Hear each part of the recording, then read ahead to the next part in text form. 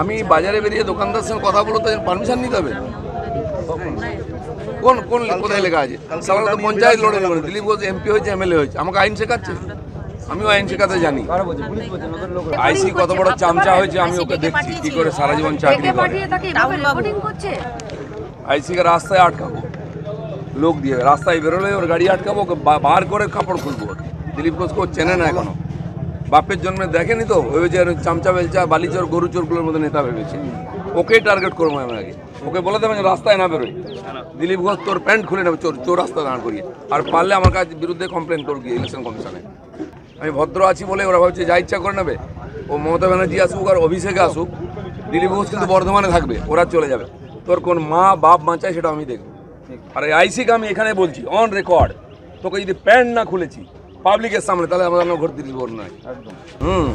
এসআইও নাকি খুব বড় হিরো এখানকার, তাকেও দেখবো আমি যে কদিন চাকরি করে। সে আমাদের ক্লাস নিচ্ছে আর বালিওয়ালাদের কাছ থেকে টাকা নিচ্ছে। এসআই সিআই সবকে আমি দেখবো। চলে আসছি পরের খবরে। এবার প্রকাশ্যে পুলিশকে হুমকি দিলেন বর্ধমান দুর্গাপুরের বিজেপি প্রার্থী দিলীপ ঘোষ। বর্ধমান থানার আইসি রাস্তায় বেরোলেই আটকাবো, সারা জীবন কি করে চাকরি করেন সেটাও দেখে নেবো, তিনি তো খুব বড় হিরো অভিযোগ মন্তব্য করছেন দিলীপ ঘোষ। পারলে আমার বিরুদ্ধে অভিযোগ করুক কমিশনে, এসআইও নাকি খুব হিরো, দেখবো কদিন চাকরি করেন। প্রকাশ্যে পুলিশকে হুমকি দিলেন বর্ধমান দুর্গাপুরের বিজেপি প্রার্থী।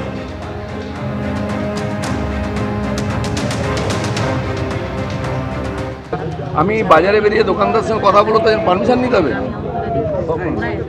কোন কোন কোথায় লেখা আছে? সাধারণত তো পঞ্চায়েত লড়ে লড়ে দিলীপ ঘোষ এমপি হয়েছে, এমএলএ হয়েছে, আমাকে আইন শেখাচ্ছে। আমিও আইন শেখাতে জানি। আইসি কত বড় চামচা হয়েছে আমি ওকে দেখছি কি করে সারা জীবন চাকরি করে। আইসিকে রাস্তায় আটকাবো, লোক দিয়ে রাস্তায় বেরোলে ওর গাড়ি আটকাবো, ওকে বার করে কাপড় খুলবো। দিলীপ ঘোষকে ও চেনে না এখনো, বাপের জন্মে দেখেনি তো, ভেবেছে চামচা বেলচা বালিচোর গরু চোরগুলোর মধ্যে নেতা ভেবেছে। ওকেই টার্গেট করবো আমি আগে, ওকে বলে দেবেন রাস্তায় না বেরোই, দিলীপ ঘোষ তোর প্যান্ট খুলে নেবে চোর চোর রাস্তা দাঁড় করিয়ে। আর পারলে আমার কাছে বিরুদ্ধে কমপ্লেন করবি ইলেকশন কমিশনে। আমি ভদ্র আছি বলে ওরা ভাবছে যা ইচ্ছা করে নেবে। ও মমতা ব্যানার্জি আসুক আর অভিষেকে আসুক, দিলীপ ঘোষ কিন্তু বর্ধমানে থাকবে, ওরা চলে যাবে। তোর কোন মা বাপ বাঁচায় সেটা আমি দেখব। আর এই আইসিকে আমি এখানে বলছি অন রেকর্ড, তোকে যদি প্যান্ট না খুলেছি পাবলিকের সামনে তাহলে আমাদের ঘর দিলীপ ঘোষ নয়। এসআইও নাকি খুব বড় হিরো এখানকার, তাকেও দেখবো আমি যে কদিন চাকরি করে। সে আমাদের ক্লাস নিচ্ছে আর বালিওয়ালাদের কাছ থেকে টাকা নিচ্ছে। এসআই সিআই সবকে আমি দেখবো। রাজনৈতিক যুদ্ধে সকলেই নেমেছেন, রাজনৈতিকভাবে লড়াইটা করুন, মানুষের উপর ছেড়ে দিন কাদের তারা ভোট দেবেন।